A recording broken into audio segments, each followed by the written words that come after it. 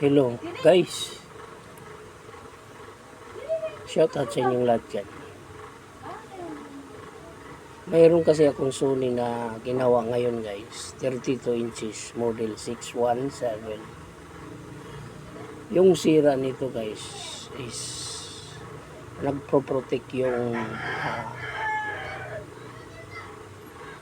protect niya galing mismo doon sa board ng protection IC. Ito dito yan.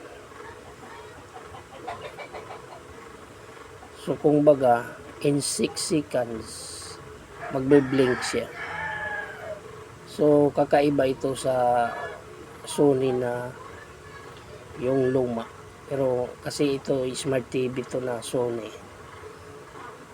So yung function niya kasi yung sira niya magbi-blink mag-ooperate siya tapos mamamatay tapos magbi-blink ng mga ilang sandali lang, so almost 6 seconds, so magbi-blink siya.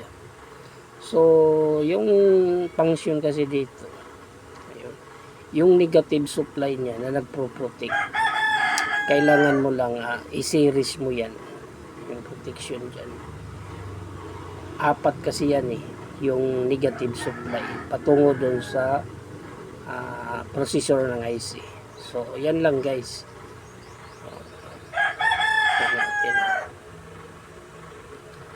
Klaro ba?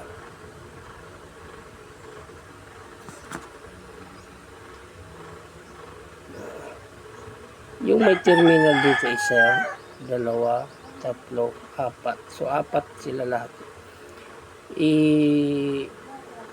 Idudugtong mo lang yan, i-series mo lang yan, ihihinang kasi napakaliit yan.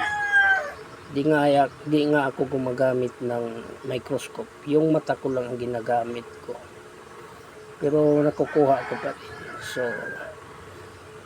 okay guys, thank you baka interesado kayo mga newbies technician dyan, iwan ko lang sa inyo, susunod na lang kayo sa video ko. Okay, please like, comments and follow guys. Thank you. It's me, Antonio.